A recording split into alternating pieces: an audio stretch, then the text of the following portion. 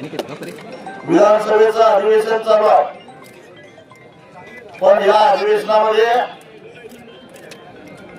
दोन पक्षाच्या आणि मंत्र्यांच्या गँगवॉर बद्दल चर्चा होते। त्यासाठी सभागृह तटून होत, कोण कुठला तो खरा खराताच्या मुद्द्यावर आवाज उठतो, पण 50 वर्षामध्ये पहिल्यांदा काहीतरी सरकारकडे मागायला आलेल्या या कोकणातल्या शेतकऱ्यांकडे मात्र दुर्लक्ष केलं जातं।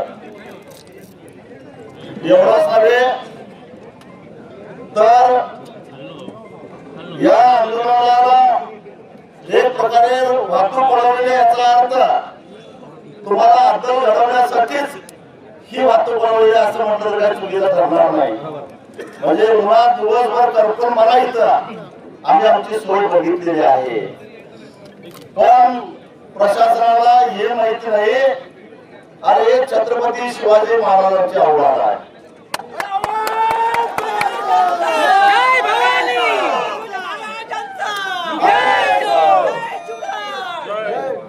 छत्रपती शिवाजी महाराजांचे मावळे आहोत, कात्रजचा घाट कसा दाखवायचा आम्हाला चांगलं माहिती आहे, आणि शहीद देवगणाची बोट कशी छाटायची हेही चांगलं आम्हाला माहिती आहे।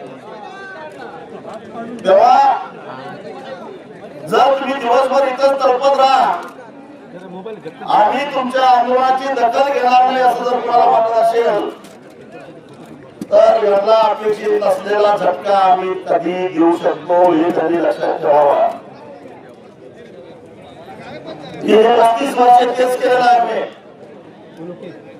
आम्हाला गृहीत धरू नका। आणि त्यामुळं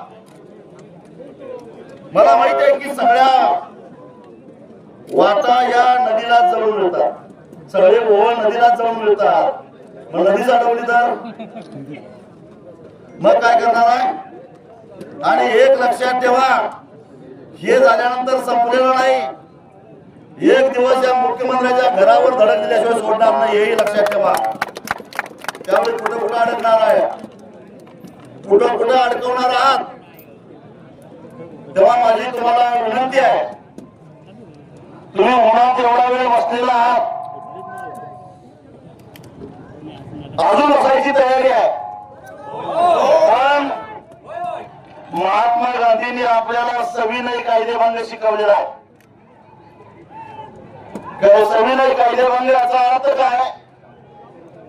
सविनय कायदेभंग याचा अर्थ असा होतो की विनम्रपणानं नम्रपणानं कायदा मोडायचा, कायदा तोडायचा आणि सरकारची एक प्रकारे अडवणूक करायची, याचा अर्थ सविनय कायदेभंग।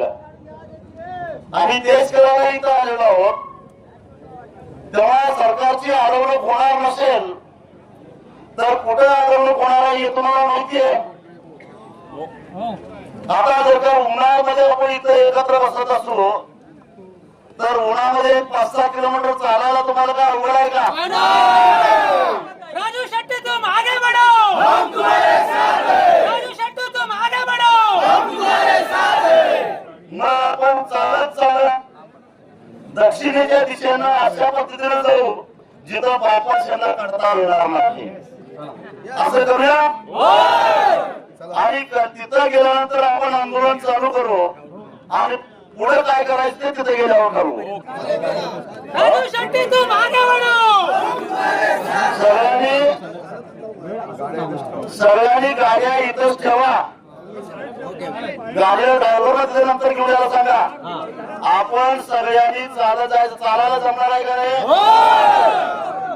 सगळ्यांनी माझ्या सकट सगळ्यांनी चालत त्या दिशेनं जायचं आणि तिथं गेल्यानंतर तिथं आम्ही जी काही जागा सांगू, जिथं रस्ता आहे त्या ठिकाणी बसायचं आणि मग सरकारची काय भूमिका येते त्याच्यावर पुढच्या आंदोलनाची दिशा आपल्याला ठरवायची आहे।